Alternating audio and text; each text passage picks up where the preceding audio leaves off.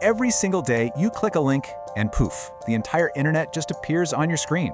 It feels totally instant, almost like magic. But it's not magic at all. It's this incredible, invisible, high-speed journey.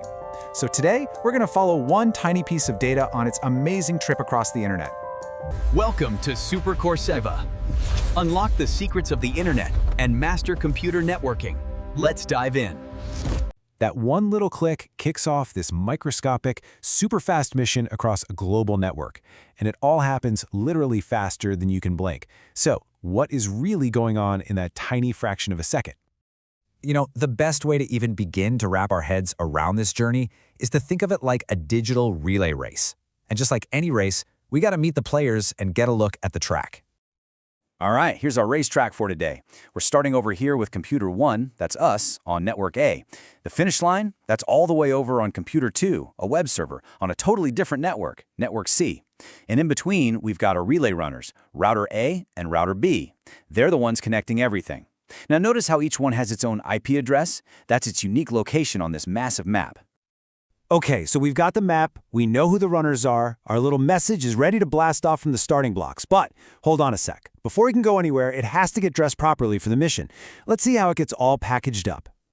This whole process is called encapsulation. And honestly, it's kind of like putting a letter inside a bunch of nested envelopes. It all starts with your browser's simple request. Your operating system takes that and wraps it in what's called a TCP segment. That's the real message.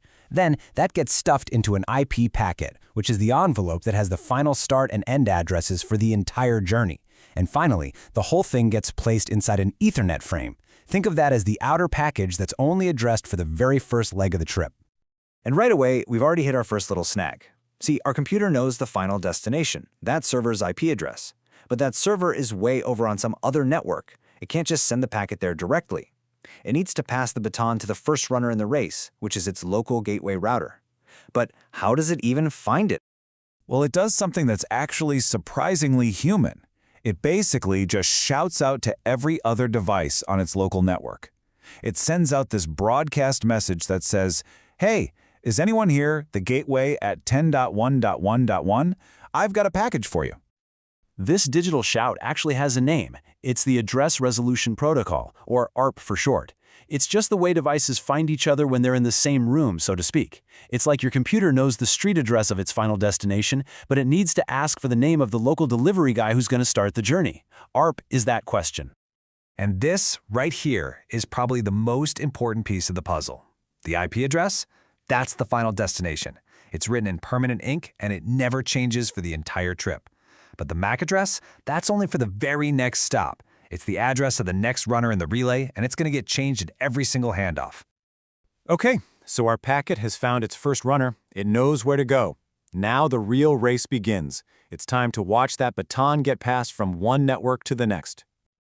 And we're off. The packet zips down the wire from our computer and bam! It arrives at the first checkpoint, router A. The first handoff is complete. So what's going on inside this router? Well, it's got a little checklist. First, it looks at the MAC address and goes, "Yep, this package is for me." So it unwraps that outer Ethernet frame. But then it peeks inside at the IP packet and realizes, whoa, this isn't for me. This thing is headed all the way to network C. So it looks at its internal map, its routing table, and figures out the next hop is router B.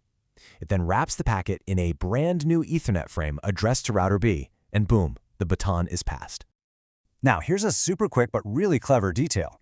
Every single time a router handles a packet, it also ticks down a little counter on it called the time to live, or TTL. This is just a brilliant safety feature. It's basically a self-destruct timer that stops lost packets from just circling the internet forever and clogging everything up. If that counter ever hits 0, the packet is just deleted. Okay, with a fresh outer frame and its TTL counter ticked down by 1, our packet is back in the race.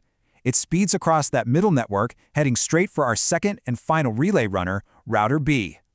So, router B gets the handoff and starts a very similar checklist. It confirms the MAC address, yep, for me.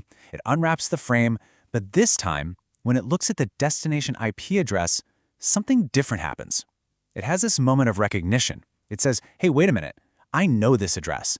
That computer is right here on my own network. The relay race part is over. It's time for the final delivery. And this is it, the moment we've been waiting for. After traveling across different networks, being passed between routers, our little packet is just about to cross that finish line. And touchdown. The packet, carrying that tiny piece of our original request, has successfully arrived at the server, computer 2. The race across the internet is complete. So now that whole packaging process we saw at the beginning, it just happens in reverse. The technical term is decapsulation, but I just like to think of it as unboxing the message.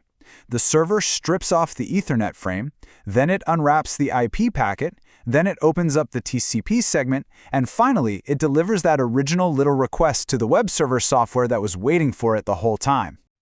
So, that's the end of the story, right? Race over, we're all done. Well, not quite, because in the wild world of the internet, one journey's end is really just the beginning of the next. And this is the part that is just truly mind-boggling. Everything we just walked through, the packaging, the ARP shouts, the routing decisions, the TTL counters, the unboxing, all of that incredible work was for one single packet. It was just the first hello from your computer to the server. Now just stop and try to imagine the scale here.